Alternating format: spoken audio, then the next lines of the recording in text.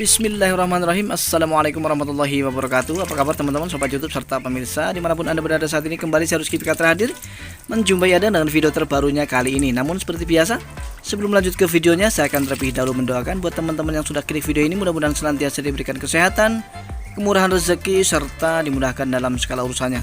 Amin, amin, amin ya robbal alamin. Dan saya ucapkan selamat datang, selamat bergabung bagi teman-teman yang memang baru menemukan channel ini. Jangan lupa klik tombol subscribe, kemudian lengkapi dengan like serta komen, dan sempurnakan dengan mengeklik tombol lonceng notifikasi agar teman-teman nantinya bisa menerima notifikasi video-video terbaru dari Rusky Fikatra. Baiklah, kita akan lanjut ke tema pembahasan ya teman-teman. Nah teman-teman dan pemirsa serta sobat YouTube semua, pada kesempatan kali ini saya akan berbagi kembali masih mengenai ilmu seputar ternak entok ya teman-teman. Nah tepatnya adalah sukses ternak entok dengan sistem pembesaran ya teman-teman.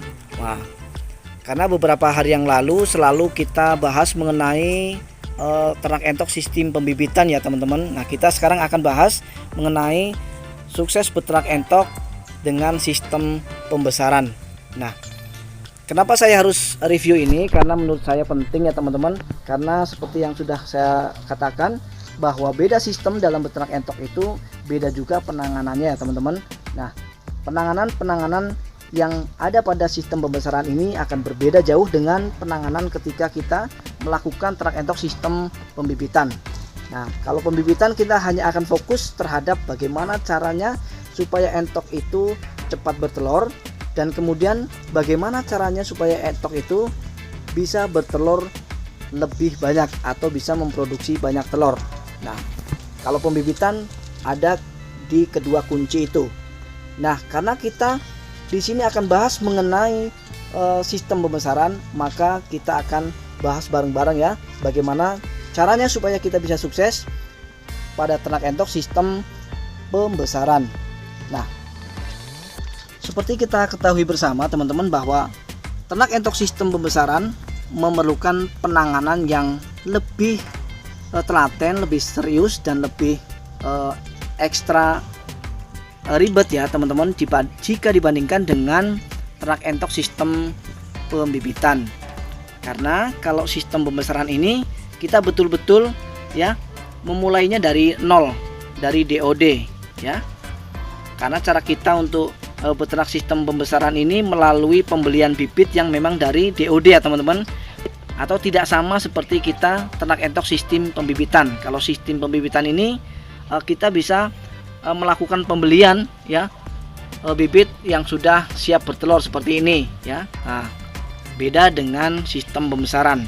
Makanya perawatannya betul-betul ekstra ya teman-teman untuk kita bisa sukses di ternak entok sistem pembesaran. Dan kemudian ini perawatan ya. Seperti yang sudah saya bahas tadi, perawatan itu memang betul-betul lebih maksimal ya teman-teman. Lebih, kalau menurut saya lebih ekstra ribet lah ya jika dibandingkan dengan pembibitan ya.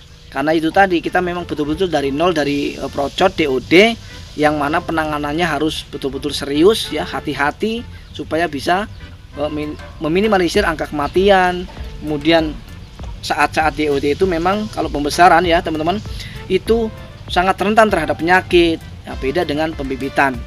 Nah kemudian tugas kita untuk mencari pakan-pakan alternatif untuk meminimalisir biaya pengeluaran pakan, dan kemudian kita harus bisa menciptakan pakan yang bisa mendongkrak entok supaya bisa lebih cepat besar ya, dan akhirnya bisa cepat panen ya teman-teman. Nah kuncinya di situ. Kalau pembibitan kita fokus bagaimana caranya supaya entok itu bisa cepat bertelur dan bisa memproduksi banyak telur.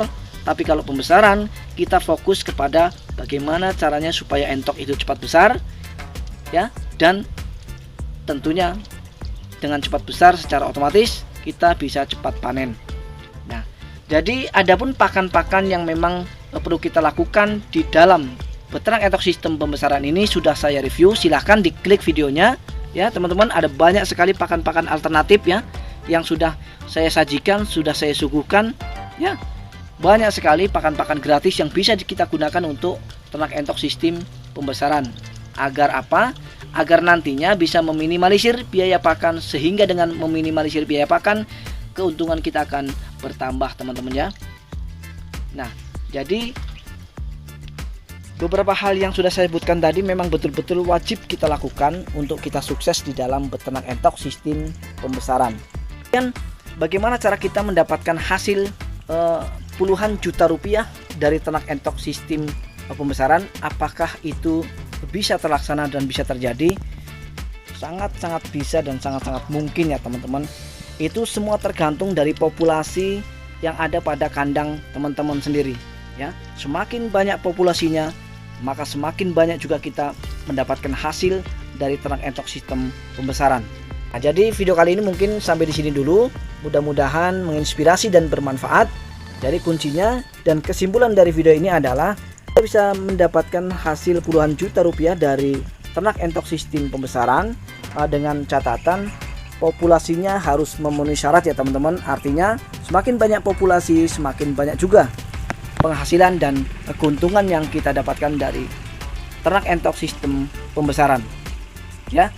Akhir kata, saya Rusky Pikata undur diri. Mohon maaf atas segala kekurangan. Kita akan jumpa kembali di video-video Rusky Pikata selanjutnya. Jangan lupa subscribe ya teman-teman, lengkapi dengan like serta komen, dan silahkan komentar di kolom komentar dengan komentar yang tentu saja sopan dan membangun. Akhirnya, assalamualaikum warahmatullahi wabarakatuh.